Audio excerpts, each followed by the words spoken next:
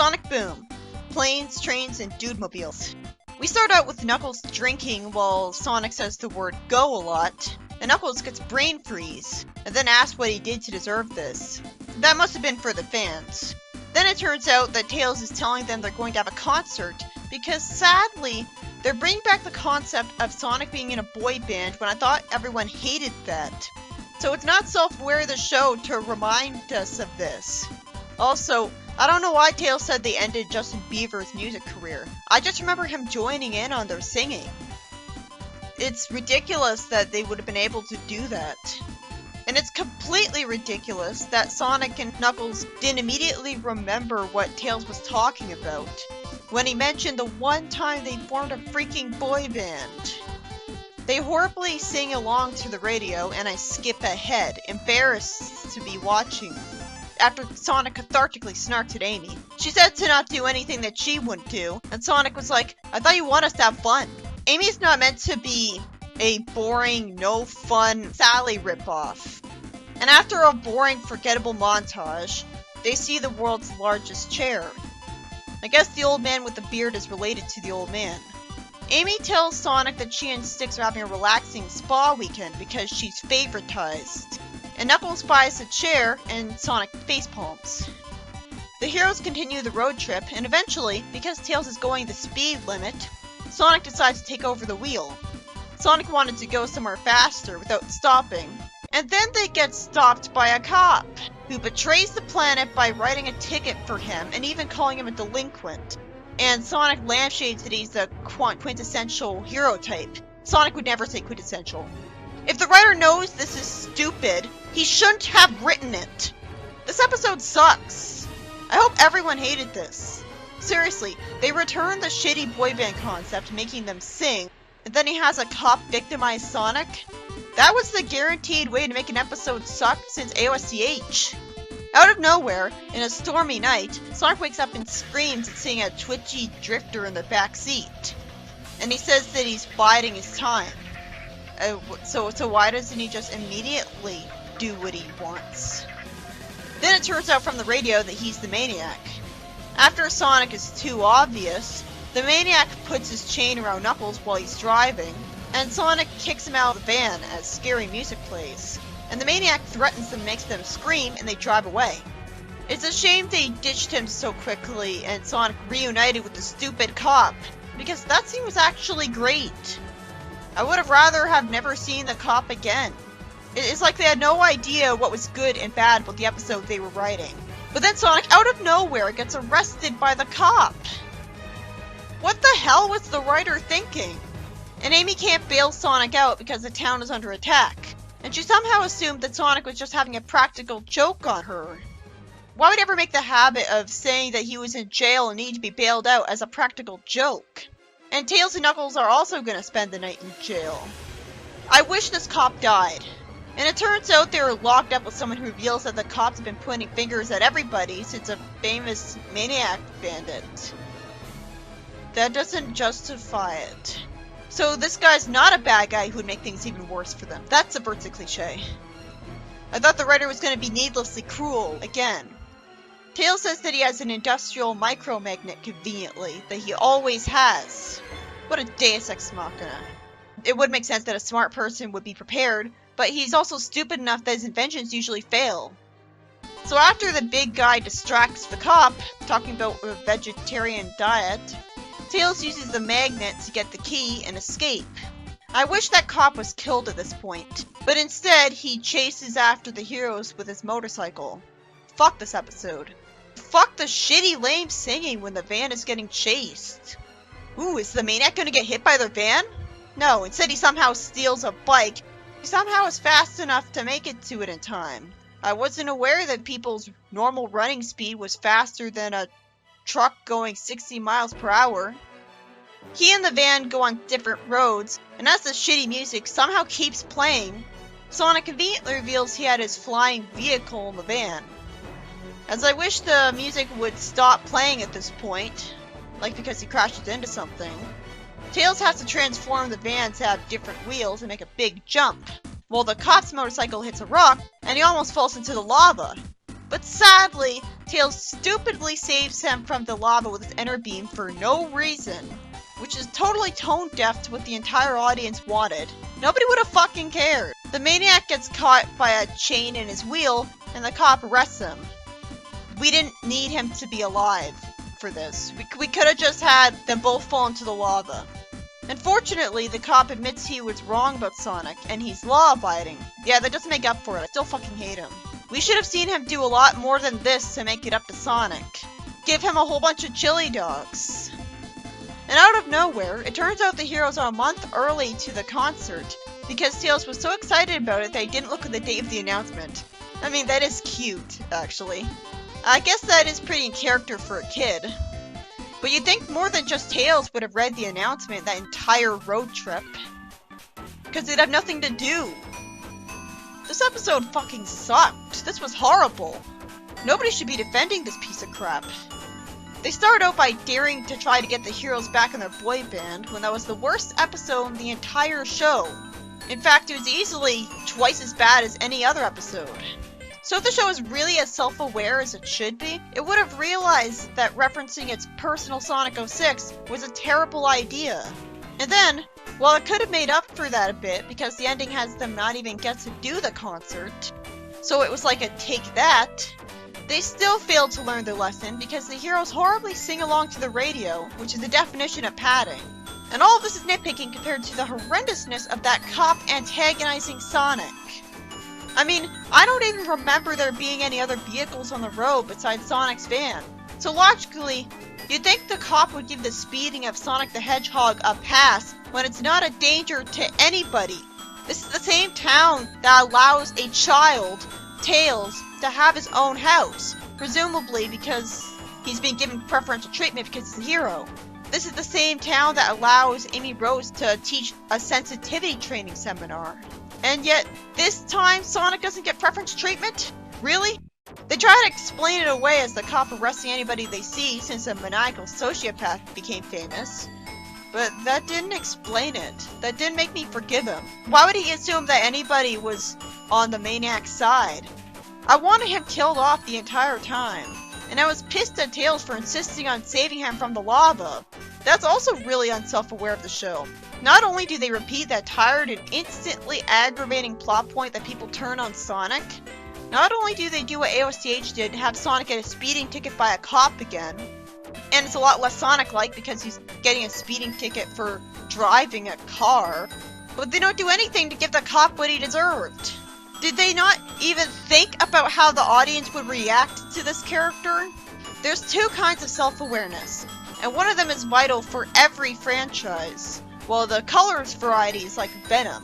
The writers should be aware of the show's flaws and actually fix them, not have the kind of completely worthless self-awareness where they make pointless fan-servicey references. I'd much rather them be self-aware of what they did wrong in the show and improve on it, which is necessary to make a show truly fantastic. But with a show this flawed, I get no sense that there's any self-awareness in that department. I feel like if the show was truly self-aware, it wouldn't be possible for it to suck this much, because they know what sucked about it and fix the problems. The only part of the episode that impressed me, instead of having my blood boiling with rage, was the part where the Maniac was in the heroes' van because Knuckles picked him up. That scene was actually genuinely scary. The heroes were actually in danger. They were all trapped in a cramped van together, and the Maniac had a perfect shot at Knuckles, and he definitely looked scary. I'm glad he ended up arrested so he could suffer for a long time in prison. I just wish that happened to the cop too. Like, yeah, it would have been satisfying to have a karmic ending where it turns out he did something that would get him life in prison. I was really mad at this episode, as you can tell. You know what would have been a lot better? An episode about the heroes encountering a biker gang. And that's the whole plot. Remember that biker gang from AOSTH? And the one from Sad AM that tried to eat Antoine? Those were way better episodes. Oh yeah, fuck Amy for not going to save Sonic from jail. I expected her to prove herself as a great friend and immediately come to his rescue, which would have made sense since I was watching an action series. When she said she was at a spa, I assumed she was off the island, because since when does a small tropical island town have a spa? Like, this town doesn't even have a proper daycare center. But then the next time we see her, she's defending the town. And we somehow got cheated out of an action scene and don't even see who she was fighting, let alone what she was doing. She should have been attacked while she was busy talking to Sonic, because she was completely vulnerable. This episode sucked, and there's no defending it as anything good. You know what would have made it better? If it was about Styx being a sympathetic and useful focus again. But instead, I don't think she even had any lines. And it struck me as weird that she even agreed to go to a spa. Styx and Amy's is excellent staycation. Of course, it's a staycation because the show is too lazy to give them a new location. I love that this really was an episode focusing on what Amy and Styx were doing when Sonic was in the past episode. I had that idea in my head, but I thought it would be too good to be true. Styx says she wants a bayonet because Eggman's still out there and they have to be prepared. She's actually being a lot smarter than Amy is here. They didn't need to reuse footage of Amy saying goodbye to Sonic. She uses a life-size Sonic doll tied to a stake, suspiciously saying that she doesn't use it for anything creepy. But somehow, Eggman's completely fooled by it when it looks nothing like Sonic. And even continuously taunts him, and then gets mad at being ignored. Not even saying that Sonic must have laryngitis. That's insultingly idiotic writing. We are told that Eggman is almost blind. Styx's idea for Amy to have fun is to throw mud. But naturally, she hates it. So she and Styx go have tea, and actually really smile at the joke where Amy said after a cut, "A cup of tea." And Styx asks her why she said that, because it had been an hour. Although Amy doesn't simply say, "Imagine if this was a TV show," which would have been faster to get her point across. And Styx asks Amy if she sees them too, and looks at the audience, being a schizophrenic in a different way than having conspiracy theories for a change, so there's officially no reason to deny it. Amy wastes our time being called by Sonic, who's told about a record, and then a woman is happy that Sonic is out of town, and says that right in front of Amy. And yet Amy doesn't immediately get worried that Sonic's house might be burglarized and decide to go home. Cubot tries to distract the Sonic doll with a Tails mask, and Orbot does the same thing, and badly tries to dance.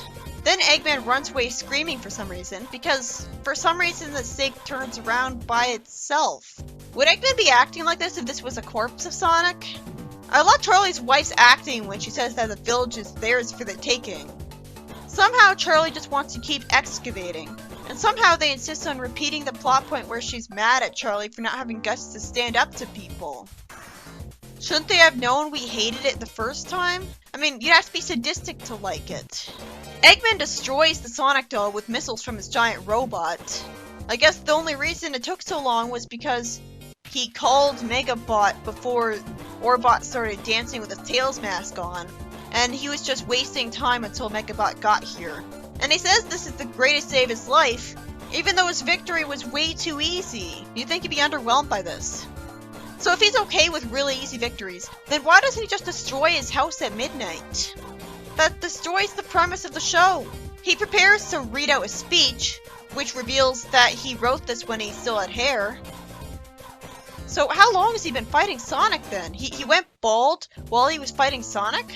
And he only realizes it's not Sonic when he sees that the doll has stuffing in it.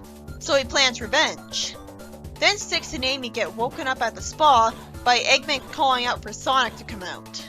I guess it is more realistic that Eggman doesn't always know what Sonic's up to just because he has spy bots. So this was the one time he didn't catch that Sonic was going to go somewhere, and thus he didn't know what was going on. He was in the bathroom when the spy bot was spying on Sonic, apparently.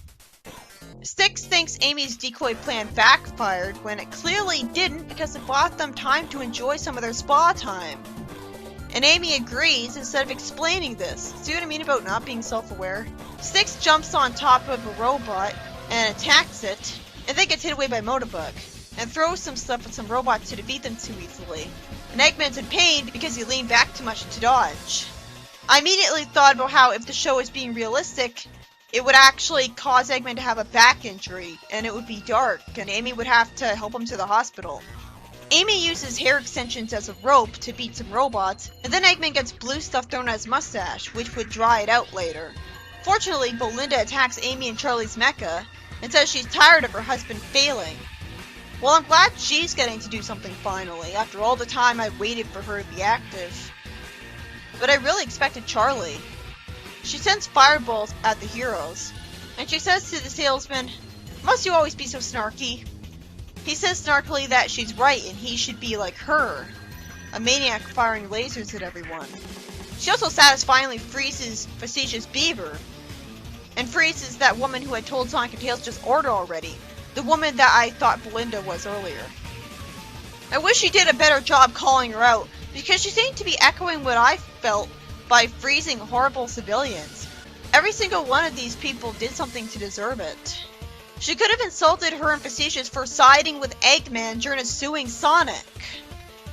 Amy throws mud at her, and she wastes time calling herself a savage instead of realistically continuing to move around and attack. Why isn't there glass in front of her to prevent stuff from being thrown at the mecha user? They've had this mecha for some time, you think they would have tried to improve on it. Styx uses some cloth to trip her mecha, and Amy knocks it over. And sadly, they get unparalyzed. I thought they literally got frozen. And the mecha gets sent away. It's a shame. I liked Belinda being genuinely threatening with the fireballs. But they didn't do anything else with her to let her be competent after she froze those stupid civilians. Like, I don't know, freezing the heroes themselves? Then she plans on taking it out on her husband, and he fortunately explains why he uncharacteristically refused to go fight the heroes. He was excavating her anniversary gift. And while I was expecting a gem, fortunately it's more creative than that. It's a new outfit that gives her the ability to fly and shoot blasts from midair. And she even hugs him. Which is good, because I was expecting her to be mean to him. I hope this leads to her fighting Amy with it in this episode. And Eggman is naturally taking the Sonic doll back to his lair. I was shocked that the episode ended when Belinda said that the village is getting its new power couple. I like seeing the fairy wings of her ancient costume, but no, the episode has no priorities. We have to see her time being wasted instead. But it was definitely better than the previous one. I was really impressed that it was about what Amy was doing in that previous episode. Although I would have rather had more focus on Styx as opposed to Amy. I feel like Amy stole all the spotlight. It's a bit disappointing that there's been so little focus on their staycation when that was the name of the episode. We saw a brief scene where they had tea, and then we just barely saw them have a spa treatment. But that was boring, so I'm glad they got to Eggman fighting them as soon as possible. It was amusing to see Eggman be fooled by a doll, if only so we'd see how he'd handle it, but come on, that would never happen, because the doll doesn't look exactly like Sonic. Still, that was easily the best part of the episode until the part where Belinda attacked the town. It was satisfying seeing her call out the civilians. Too bad I actually liked the snarky salesman. And too bad she didn't actually call out that woman, and just said she was ugly instead. I don't even remember what Facetious said. Oh yeah, he corrected Styx on her grammar, which stupidly alerted her to freeze him. It was unrealistic that he didn't just run away instead. And she said in a satisfying way that everyone's sick of him. Then why doesn't the writer write him out of the show? Too bad he was the only person she really properly called out. It came so close to being a good kind of self-aware, where we get awful characters getting called out and punished for the audience, in a way that makes sense in universe. But it's not quite there yet, because she doesn't really make herself look justified. Styx and the salesman just think she's a maniac. Am I seriously expected to agree with her? I also like that Amy and Styx used stuff from the hairdressing place to win the fight with Eggman. That looked creative. And I loved the gift Belinda got, letting her be active finally. So it really sucks that the episode just ended there. They could have removed some of the padding in this episode and given us another fight scene no problem. But again, I can't care about and root for the members of Lightning Bolt Society trying to fight Sonic, because I know they'll never beat Sonic, and they're just going to end up dooming the town to Eggman's rule if they do. So logically, the only thing they should be doing is stealing and trying to take over other towns where Eggman isn't. Instead, they just waste time. It's about as stupid as Mud being able to get thrown at Belinda when she's in a mecha. It's common sense that a mecha would have glass in front of it to protect the user. What kind of mecha wouldn't do that? It was nice that we saw Belinda hug her husband, but it doesn't make up for her being aggravating with him again when the writers should have learned we hated that the last time. Just like how they should have learned that we didn't like Facetious Beaver. Which I guess the writers did, but see, this is why it sucks that they insist on reusing the same few civilian models over and over again. Because we end up having a long-standing grudge against a lot of these civilians because we remember their bad behavior turning on Sonic from earlier episodes, and they do nothing to make us forgive them. Facetious will always be that guy who is constantly annoying about grammar and sided with Eggman in the trial. This is why it's better that in every other continuity of Sonic, they have, like, so many more civilian models. Like, we don't just reuse the same few ones.